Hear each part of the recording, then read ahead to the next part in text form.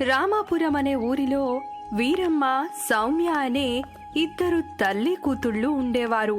వీరమ్మకి సౌమ్య అంటే ఎంతో ఇష్టం. సౌమ్య వాళ్ళ నాన్న చనిపోయిన తర్వాత వీరమ్మ చాలా కష్టపడి సౌమ్యని పోషిస్తూ ఉంది. సౌమ్యని బాగా చదివించి గొప్పదాన్ని చేయడం కోసం వీరమ్మ పగలు రేయి అని తేడా లేకుండా కష్టపడి పని చేస్తూ ఉండేది. అమ్మా, ఎందుకే నీకిన్ని కష్టాలు? నేను చదువు మానేస్తాను అంటే వినవు నువ్వు. అమ్మా సౌమ్య, ఈ కష్టాలన్నీ ఎన్నేళ్లు చెప్పు? నీకు మంచి ఉద్యోగం వచ్చే అన్ని రోజులే కదా. నీకు ఉద్యోగం వచ్చిన తరువాత అప్పుడు నేను ఏ పని చెయ్యకుండా చక్కగా ఇంట్లోనే గడపచ్చు. నచ్చిన పని చేసుకుంటూ రోజంతా సంతోషంగా ఉండొచ్చు అని ఎంతో సంతోషపడుతూ చెప్పింది వీరమ్మ. వీరమ్మ మాటలకి సౌమ్య నవ్వి ఊరుకుంటుంది. ఆ తరువాత కొన్ని రోజులకు సౌమ్య చదువు అయిపోయింది. ఒక మంచి కంపెనీలో ఉద్యోగంలో కూడా చేరింది. మంచి జీతం కూడా. అదే విషయం వెళ్లి వీరమ్మకి చెప్పింది సౌమ్య. అమ్మా, నాకు ఉద్యోగం వచ్చింది. ఇక మనకి ఏ కష్టం ఉండదు. నువ్విక ఈ కష్టం చేయడం మాని అని చెప్పింది. వీరమ్మ సౌమ్యకి ఉద్యోగం వచ్చింది అని తెలిసిన వెంటనే ఎంతో సంతోషించి గుడికి వెళ్లి 100 కొబ్బరికాయలు 100 ప్రదక్షిణాలు ఏకధాటిగా చేసింది. అలా కొన్ని రోజులు వీరమ్మ చాలా సంతోషంగా గడిపింది. చాలా మంది వీరమ్మతో, ఏవమ్మా వీరమ్మ, మీ కూతురికి మంచి ఉద్యోగం వచ్చిందంట కదా? అవును. ఇక దానికి ఒక మంచి సంబంధం తెచ్చి పెళ్లి చేస్తే ఒక పని అయిపోతుంది. నా బాధ్యత కూడా తీరిపోతుంది అంటూ చెప్పింది. సౌమ్య కూడా బయటికి వెళ్ళినప్పుడు కొందరు అమ్మలక్కలు ఇలా అంటారు. అమ్మా సౌమ్య, నీకు మంచి ఉద్యోగం వచ్చిందంటగా. పాపం మీ అమ్మ నీకోసం ఎన్ని కష్టాలు పడిందో. ఇక నుండి అయినా మీ అమ్మని ఏ కష్టం లేకుండా సంతోషంగా చూసుకో అని చెప్పారు. సౌమ్య తన ఆఫీస్లో తనతో పాటు పనిచేస్తున్న గిరి అనే అబ్బాయిని ఇష్టపడుతూ ఉంది. గిరికి కూడా సౌమ్య అంటే చాలా ఇష్టం. ఒకరోజు గిరి సౌమ్య దగ్గరికి వెళ్లి, సౌమ్య, ఇంకా ఎన్ని రోజులు ఇలా ఉంటాము చెప్పు? మనం పెళ్లి చేసుకుందామా? గిరి, నాకు మా అమ్మ అంటే చాలా ఇష్టం. తను కూడా మన పెళ్ళైన తర్వాత మనతో పాటే ఉంటుంది. అలా అయితేనే నేను నిన్ను పెళ్లి చేసుకుంటాను. ఏంటి సౌమ్య అలా అంటావు? ఇన్ని రోజుల్లో నువ్వు నన్ను అర్థం చేసుకుంది ఇదేనా? నాకు మీ అమ్మ మనతో పాటు ఉండడం చాలా సంతోషం అని చెప్పాడు. అందుకు సౌమ్య ఎంతో సంతోషపడుతుంది. అమ్మా, నువ్వేమీ అనుకోనంటే నీకొక విషయం చెప్తాను అని అంటుంది. అప్పుడు వీరమ్మ నవ్వుతూ, ఏంటి సౌమ్య, కొత్తగా మాట్లాడుతున్నావు? నువ్వు ఏదైనా చెబితే వద్దు అని చెప్పానా ఏంటి ఎప్పుడైనా అని అంది. అప్పుడు సౌమ్య కొంచెం సిగ్గుపడుతూ, అవునమ్మా, మా కొలీగైన గిరి నేను కొన్ని నెలలుగా ప్రేమించుకుంటున్నాం. వాళ్ళ అమ్మా నాన్న త్వరగా పెళ్లి చేసేద్దామని అంటున్నారు. నేనేమో పెళ్లి తర్వాత నువ్వు కూడా నా వద్దే ఉంటావని చెప్పాను. అందుకతను సరే అని ఒప్పుకున్నాడు అని అసలు విషయం చెప్పింది సౌమ్య. అప్పుడు వీరమ్మ నవ్వి, నాకో పెద్ద పని తప్పించావన్నమాట. కానీ పెళ్లి తర్వాత కూడా నేను నీ దగ్గరిచ్చి ఉండటం అంత మంచిది కాదు సౌమ్య. అలా ఏం కాదమ్మా, నువ్వు పెళ్లి తర్వాత కూడా నాతో అంతే అని చెప్పింది. సౌమ్య మాటలకి వీరమ్మ నవ్వుకుంది.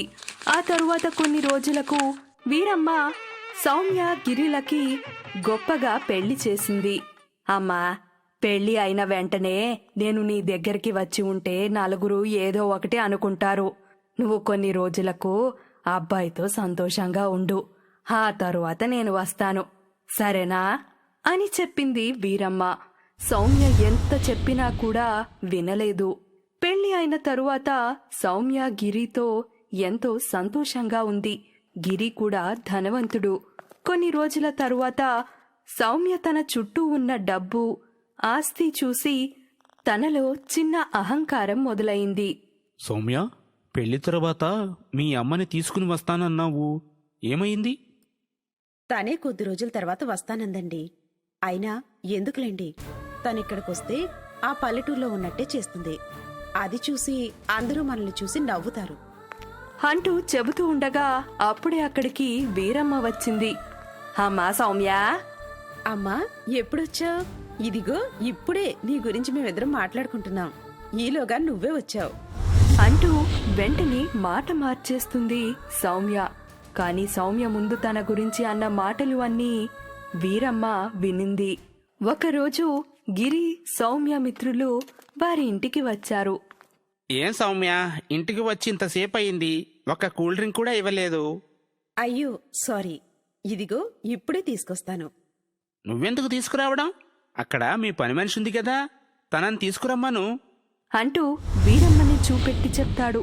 సౌమ్యకి వీరమ్మని చూసి తను మా అమ్మ అని చెబితే ఎక్కడ తన పరువు పోతుందో అని అనుకుని సౌమ్య వీరమ్మ దగ్గరికి వెళ్ళి, అమ్మా కొంచెం ఏమీ అనుకోకుండా మా వాళ్ళకి కూల్ డ్రింక్స్ గ్లాసులో పోసివ్వవా అని అడిగింది. వీరమ్మకి వారు అనుకున్న మాటలు వినబడినా కూడా అయ్యో ఏం పర్లేదమ్మా, ఇస్తాను అని చెప్పి అందరికీ కూల్ డ్రింక్స్ ఇచ్చింది. సౌమ్య, ఎప్పుడు మీ అమ్మను మాకు పరిచయం చేయలేదు, ఎప్పుడు చేస్తావు? అది అది తను ఎప్పుడు ఏదో ఒక వర్క్లో బిజీగా ఉంటుంది. వీలున్నప్పుడు మీకు తప్పకుండా పరిచయం చేస్తాను. వావ్, అందుకేనా నిన్ను ఇలా చాలా గొప్పగా పెంచింది అని మాట్లాడుకుంటూ ఉంటారు వాళ్ళ ఫ్రెండ్స్ అందరూ.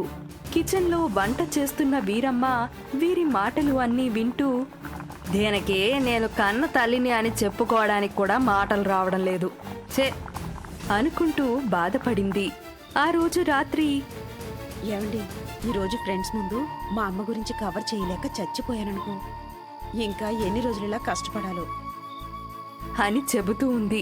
ఆ మరుసటి రోజు వీరమ్మ, అమ్మాయ్ నాకు ఊరిలో చిన్న పని ఉంది, వెళ్ళి వస్తాను అని చెప్పింది. ఆ మాటలకి సౌమ్యకి మనసులో చాలా సంతోషం వేసింది. కాని బయటికి మాత్రం, అయ్యో ఎందుకమ్మా అప్పుడే వెళ్తున్నావా?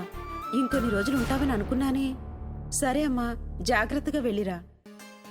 నా కూతురికి డబ్బు కనపడగానే అమ్మని మర్చిపోయే స్థాయికి ఎదిగిపోయింది అనుకుని బాధగా అక్కడి నుంచి వెళ్ళిపోయింది. వీరమ్మ తన సొంత ఊరికి వెళ్ళి మళ్ళీ పని చేసుకుంటూ కష్టపడడం మొదలుపెట్టింది. అలా కొన్ని సంవత్సరాలు గడిచిన తరువాత కూడా సౌమ్య ఒక్కసారి కూడా వీరమ్మని చూడడానికి రాలేదు. ఆ తరువాత గిరి, సౌమ్యలకి ఒక పాప పుట్టింది. తనకి 4 సంవత్సరాలు వచ్చాక ఒకరోజు సడన్ గా వీరమ్మ మళ్ళీ తన కూతురు అయిన సౌమ్య ఇంటికి పెట్టే బేడ సర్దుకుని వచ్చింది.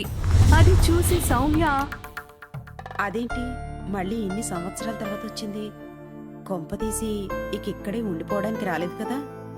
వామ్మో, అలా వస్తే ఇంకేమైనా ఉందా అని మనసులో అనుకున్నా పైకి మాత్రం నవ్వుతూ వీరమ్మని పలకరించింది సౌమ్య.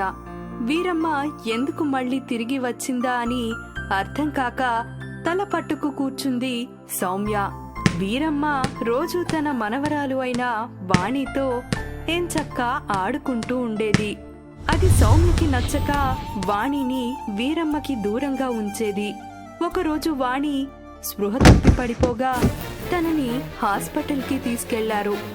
చూడండి, పాపకి అర్జెంటుగా హార్ట్ రీప్లేస్మెంట్ చేయాలి, అందుకు ఒకరు ఒప్పుకున్నారు అని చెప్పాడు.